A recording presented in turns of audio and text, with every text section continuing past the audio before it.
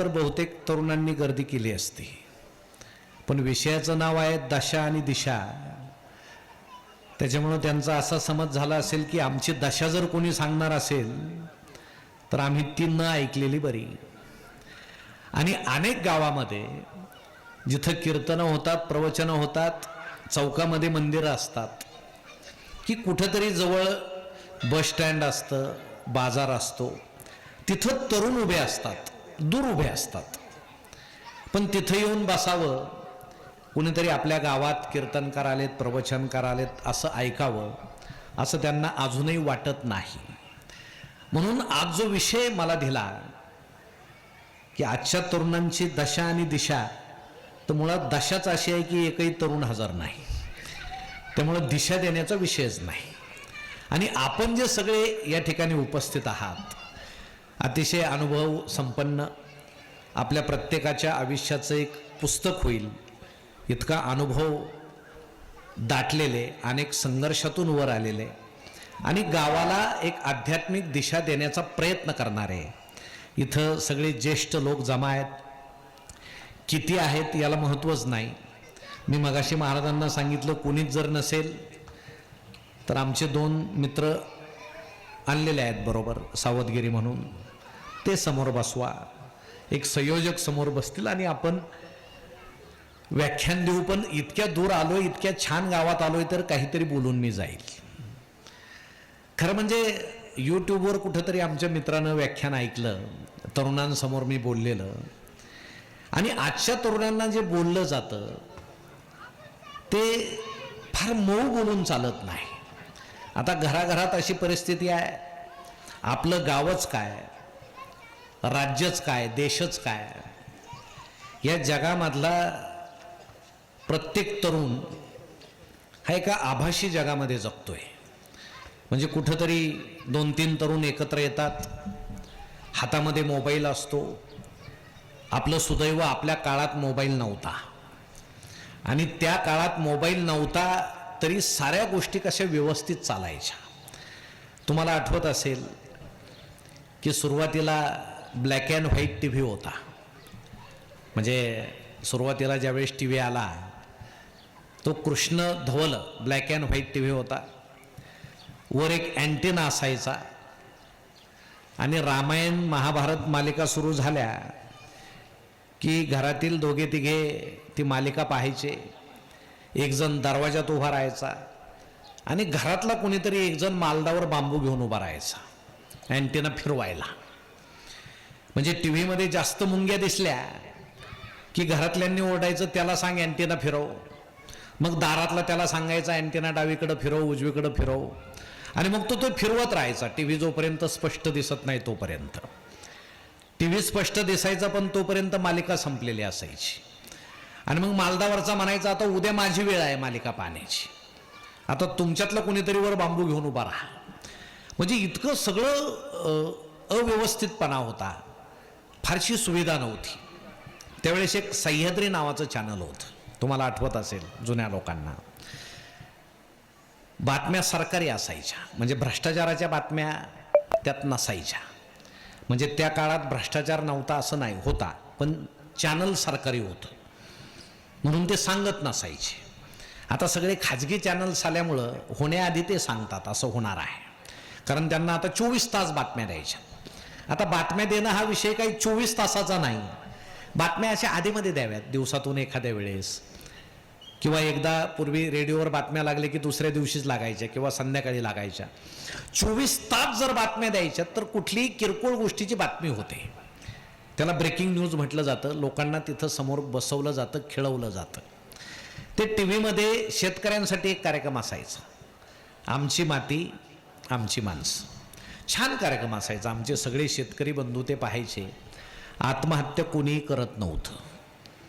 म्हणजे तो कार्यक्रम इतका साधा आणि सुंदर होता की तो आमच्या मातीशी निगडीत होता. आता आमची झालेली माती आणि आमची माणसं असं काहीसं सुरू झालेलं आहे, इतके चॅनल्स आले तरी. पण जुना काळ इतका सुखाचा आणि समाधानाचा होता. नंतर आता तर इतकी प्रगती झाली आहे, तुम्हाला आश्चर्य वाटत असेल की प्रत्येक जुनी पिढी असं सांगते नवी पिढी बिघडलेली आहे. म्हणजे ही प्रत्येक पिढी म्हणते बरं का. ज्यावेळेस तुम्ही तरुण असाल त्यावेळेस तुमच्या आधीचे ज्येष्ठ लोक असंच म्हणत असतील, पण पुढची पिढी ही मागच्या पिढीपेक्षा समृद्ध असते, ती छान असते, चांगली असते. पण जुन्या पिढीला वाटतं ती बिघडलेली आहे.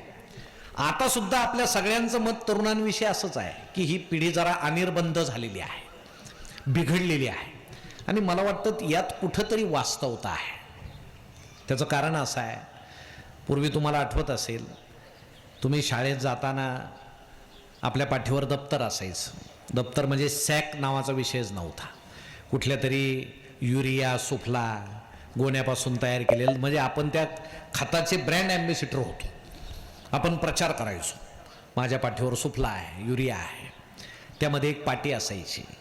शाळासुद्धा सारवायचे, म्हणजे गुरुजी असे छान धोतर, नेहरू टोपी असं गुरुजींचा पेहराव असलेले गुरुजी असायचे. आणि गाव त्यांना सांभाळायचं, कारण गावामध्ये सुशिक्षित लोक फार कमी होते. कुणाच्या घरी पत्र आलं तर गुरुजी ते पत्र वाचून द्यायचे. कुणाच्या घरी सोयरी आली तर गुरुजी तिथं हजर राहायचे लग्न लागेपर्यंत. कुणी आजारी असेल आणि दुर्दैवानं त्याचा अंत झाला तर अंत्यविधीपर्यंत गुरुजी हजर असायचे. इतकं सगळं वातावरण वेगळं होतं. आणि शाळेचं नाव होतं जीवन शिक्षण विद्यामंदिर. नंतर ते जीवन शिक्षण गेलं, जिल्हा परिषद नाव झालं आणि सगळं वाटोळं सुरू झालं. एक जुना काळ जो होता, तुम्ही जर आठवत असेल, एक सकस काळ होता. मधली सुट्टी असली की तुम्ही बोरं खायला जाल, जांभळं खायला जाल, साबरीचे बोंड घ्यायचे, ते मातीत घोळसायचे, त्याचे काटे काढायचे, ते खायला जायचं. शाळा सारवायची असेल तर आपण शेण आणायचो, मुली सारवून घ्यायच्या. कुणीतरी आपल्यातला दटिंगन मुलगा पाणी आणायला असायचा. आताची मुलं गेम खेळतात, पण ते कुठं जांभळं खायला जात नाहीत, बोरं खायला जात नाहीत. त्यात मोबाईलमध्ये सगळं आहे. जांभळीचे झाडं आहेत, बोराचे झाडं आहेत. आपण मैदानी खेळ खेळायचो, क्रिकेट खेळायचो, लोणपाट्या खेळायचो, सूरपारंब्या खेळायचो, पोहायचो. त्यावेळेस नदीलाही भरपूर पाणी असायचं. म्हणजे मला तर इथं तुमच्या इथं पाणी पाहून खूप आनंद झाला. कसं की होईना पाणी आहे.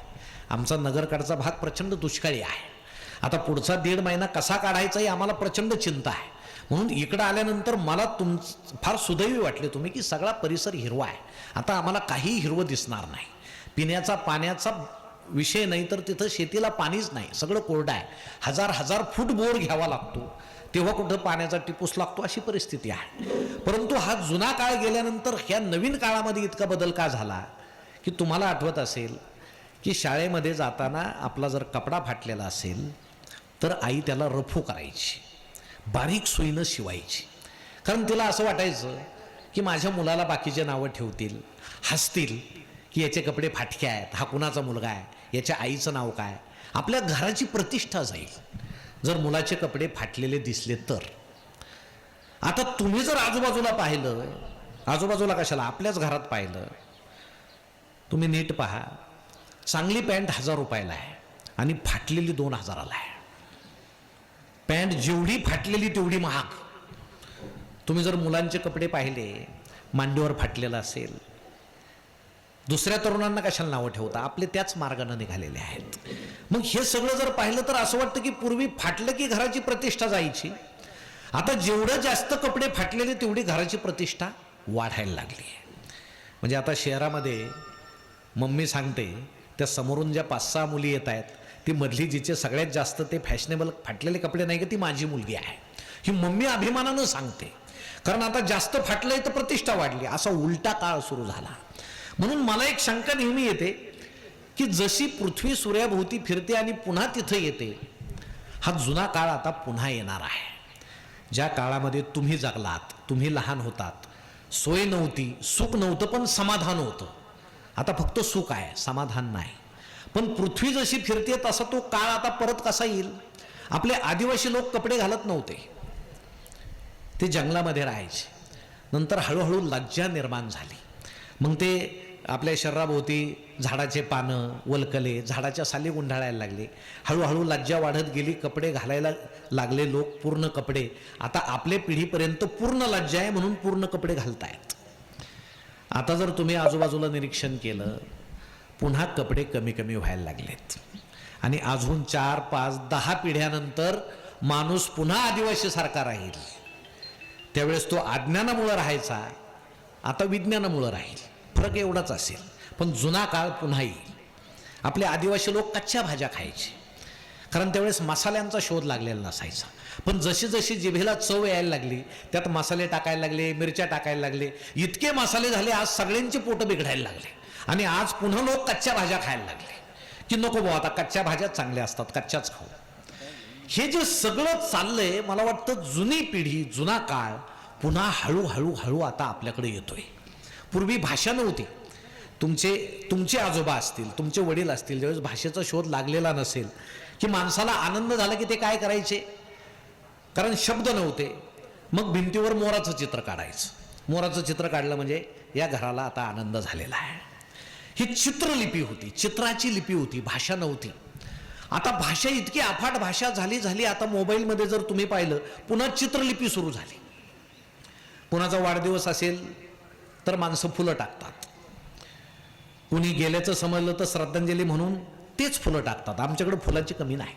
मोबाईलमधली फुलं कधीच संपणार नाहीत.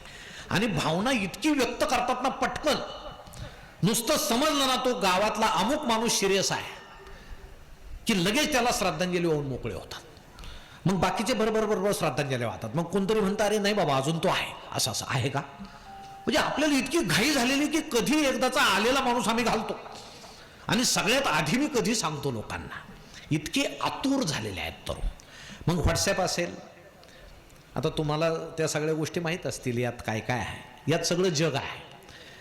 आणि तरुण एकदा बसले आणि यातली एखादी साईट उघडली की अलिबाबाच्या गुहेसारख्या सगळ्या साईड त्यात हरवून जातो. यातल्या बाया, चकचकीत बाया, सुंदर साड्यांच्या बाया, फॅशनेबल बाया पाहून आता आमच्या मुलांना आमची आई सुद्धा कुरूप वाटायला लागली. की आमच्या तरुणांना वाटतं माझी आई फाटक्या साडीची आहे, दंडाचं लुगडं नेसते, अडाणी आहे, या बाया किती सुंदर आहे. अहो आपली आई सुद्धा त्यांच्यापेक्षा सुंदर दिसेल कधी, तिनं जर मेकअप केला, नीट राहिली. पण ती जर मेकअप करत बसली तर तुझं पोट कोण भरेल, तुला खायला 2 घास कोण देईल. कारण तिला तुझ्यासाठी मेकअप करता येत नाही, तिला तुझ्यासाठी चांगलं राहता येत नाही. ती 4 दांडाचं लुगडं घालील पण तुला कॉलेजात जायला चांगला ड्रेस देईल. तुझे वडील फाटकं धोतर घालतील पण तू कॉलेजला जातो बाळा, तुला चांगली जीनची पॅन्ट पाहिजे, कारण मुलं हसतील, ते म्हणतील कोणाचा मुलगा आहे, माझं नाव येईल, तुझी प्रतिष्ठा जायला नको, तू नीट राहा. आपली इतकी चांगली भावना आहे, पण ती भावना मुलं जपतात का, हा फार मोठा प्रश्न आहे. म्हणून मला नेहमी असं वाटतं की गावोगावामध्ये महाराज इतके सप्ते होतात, इतकं अध्यात्म्याचं ज्ञान दिलं जातं. आपल्या संतांनी हा समाज जागृत करण्यासाठी इतके अभंग रचले, इतके भजनं रचले, इतक्या ओव्या रचल्या, खेड्यापाड्यामध्ये गर्दी व्हायला लागली. आता काही लोक सांगतात आता विज्ञान इतकं वाढले की देवच नाही. अहो देव नाही हे सिद्ध करून तुम्ही काय करणार आहात. तुम्ही किती शोध लावले, तुम्ही किती शोध लावा, एक शोध तुम्हाला कधी लागणार नाही. तुम्ही माणसाचा अंत कधी थांबवू शकत नाही. मग माणसाचा मृत्यू तुम्ही कसा थांबवत नाही. कोणीतरी अदृश्य शक्ती या जगामध्ये आहे आणि त्या अदृश्य शक्तीलाच देव म्हणतात. खरं म्हणजे देव दगडात नसतो, देव आपल्या मनात असतो. म्हणून आपण म्हणायचं नाही ही कशाची मूर्ती आहे, कृष्णाची मूर्ती आहे. अहो तो कृष्ण आमच्या मनात आहे म्हणून त्या मूर्तीमध्ये आम्हाला कृष्ण दिसतो. मला वाटतं जुन्या लोकांमध्ये ही आध्यात्मिक ताकद होती आणि एक भीती होती.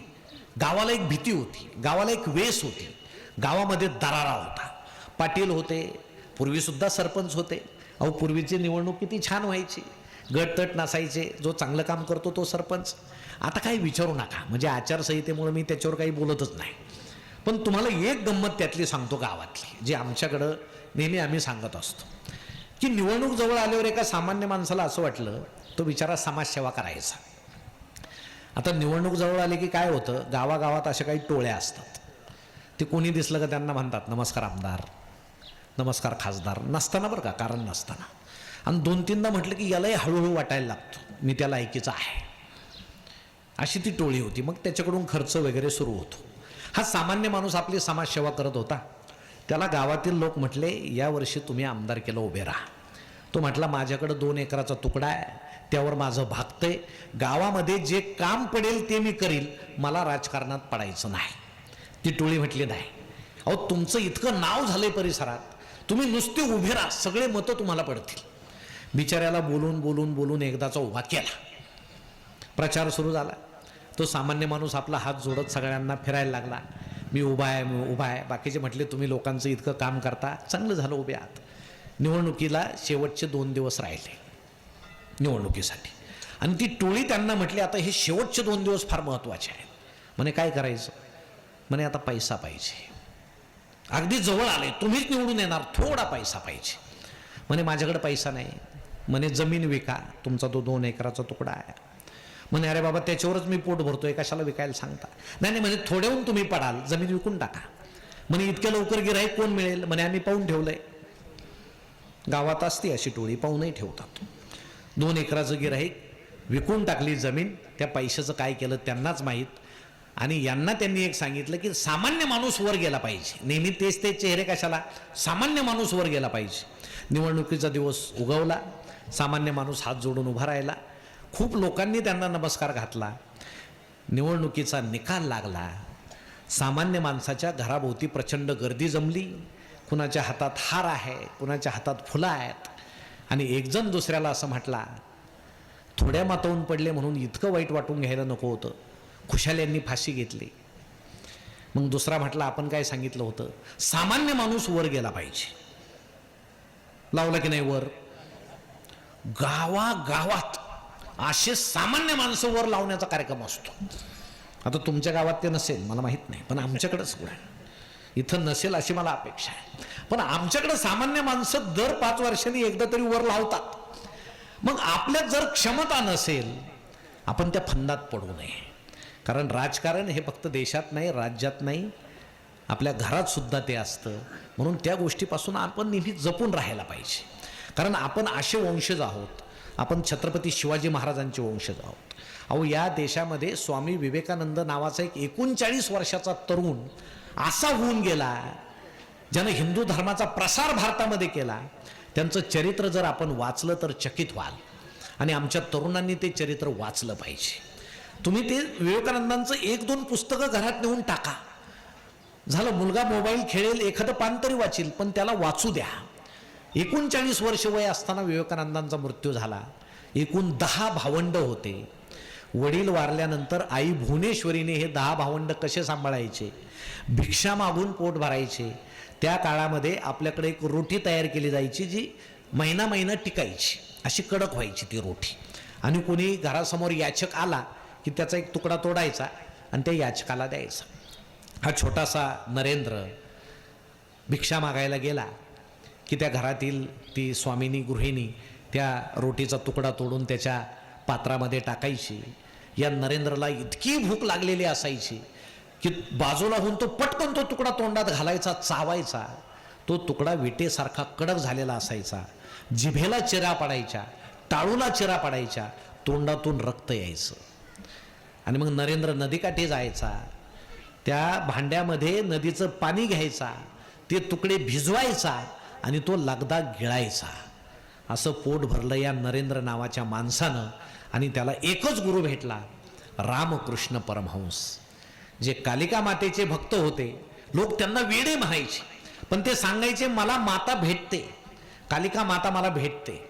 आणि नरेंद्र त्यांना एक दिवस म्हटले, तुम्हाला जर खरोखर कालिका माता भेटते तर माझ्या घरात अशी परिस्थिती आहे, माझी आई उपाशी आहे, माझे भावंड उपाशी आहेत, आम्हाला 2 वेळेचं खायला तरी तुमची कालिका माता देईल का? आणि मग रामकृष्ण परमहंस नरेंद्रांना एकच म्हटले की तूच कालिका मातेला म्हणून बघ, कालिका माता नक्कीच तुला काहीतरी देईल. आणि मग गुरुवारच्या दिवशी नरेंद्र त्या कालिका मातेच्या मंदिरामध्ये गेले. रामकृष्ण परमहंस त्यांना म्हटले, आज जा, ध्यानस्थ हो, कालिका मातेला माग की माझ्या कुटुंबाची काहीतरी सोय कर, कालिका माता तुला नक्की काहीतरी देईल. नरेंद्र कालिका मातेसमोर गेला, त्यांना हात जोडले. त्याला एकच मागायचं होतं की माझी आई, माझे भावंड उपाशी असतात, आमच्या 2 वेळेच्या जेवणाची सोय कर. त्यानं हात जोडले, डोळे मिटले आणि त्याच्या तोंडून एकच वाक्य बाहेर पडलं, हे माते, मला भक्ती दे, मला वैराग्य दे, मला बुद्धी दे. काय झालं त्याला समजलंच नाही. तो बाहेर आला. रामकृष्ण परमहंस म्हटले, मागितलंस का 2 वेळेचं जेवण कुटुंबासाठी? तो म्हटला, नाही, माझ्या तोंडून वेगळंच काहीतरी बाहेर पडलं. म्हणे, अरे बाबा नीट एकाग्र हो आणि पुन्हा माग. पुन्हा नरेंद्र कालिका मातेसमोर गेला, पुन्हा त्यानं हात जोडले, पुन्हा तेच वाक्य त्याच्या तोंडून बाहेर पडलं, हे माते मला भक्ती दे, वैराग्य दे, बुद्धी दे. त्याच्या तोंडून असं कधीच बाहेर पडलं नाही की माझ्या कुटुंबाची सोय कर. आणि मग रामकृष्ण परमहंस हसायला लागले, म्हणे बाळ, तू या जगामध्ये संसार करण्यासाठी, प्रपंच करण्यासाठी आलेला नाही. तुझ्या हातून या समाजाची सेवा घडणार आहे, तू खूप मोठा कोणीतरी होणार आहे. तुझ्या तोंडून कालिका मातेसमोर घरच्यांसाठी काहीही बाहेर पडणार नाही, तू किती वेळेस मागितलं तरी. तो नरेंद्र पुढं अमेरिकेत गेला, हिंदू धर्माची पताका तिथं त्यानं फडकावली आणि संपूर्ण भारतामध्ये त्यांचा सगळ्यात आवडता विषय होता युवक, हे तरुण. कारण त्या काळामध्ये परिस्थिती अशी असायची, लग्नाची मिरवणूक निघाली, वराती निघाल्या, लोक बेधुंद नाचायचे, प्रचंड दारू प्यायचे, स्त्रिया नाचायच्या, एकमेकांना अश्लील बोलायचे. हा छोटासा नरेंद्र ते पाहायचा की आपल्या हिंदू धर्माची एवढी अवनती, इतकं वाईट हे चाललेलं, तो त्यांच्यात सामील झाला नाही. त्यानं एक ठरवलं, आपल्या धर्माची अवस्था बदलायची. आपला धर्म असा नाही, असा उंगळवणा नाही, म्हणून तो त्यातून बाहेर पडला. म्हणून आजच्या लोकांनी सुद्धा जिथं जिथं वाईट पाहिलं त्यात सामील न होता, मला हे थांबवायचंय, मला हे बंद करायचंय, मला याच्या विरोधात काहीतरी करायचंय, ही भावना ज्यावेळेस आमच्यामध्ये निर्माण होईल त्यावेळेस खरोखर हे तरुण घडतील. आता मला पुन्हा पुन्हा तरुणांकडे जाऊन पुन्हा पुन्हा परत यावं लागतंय, कारण ऐकायलाच ते नाहीत. परंतु एक गोष्ट मात्र खरी आहे की कुटुंब व्यवस्था जपताना आता आपल्यावर फार मोठं, घराघरामध्ये, फक्त शहरच नाही, ग्रामीण भागात परिस्थिती बरी आहे, अजून तरी तरुण घाबरून आहेत, मुलं घाबरून आहेत. परंतु शहरातली परिस्थिती तुम्हाला काय सांगायची. अहो, तुम्ही बातम्या वाचत असाल, ज्यावेळेस शहरामध्ये पुण्यासारख्या ठिकाणी एक म्हातारा, ज्याचा प्रचंड वाडा होता पुण्याच्या मध्यवस्तीमध्ये, मुलगा अमेरिकेत होता, बायकोला घेऊन आला आणि त्यानं बाबांना सांगितलं की भारतामध्ये एकट्या म्हाताऱ्यानं राहणं आता धोकादायक आहे. तुमच्याकडं, आपल्याकडे एवढी संपत्ती आहे, वाडा आहे,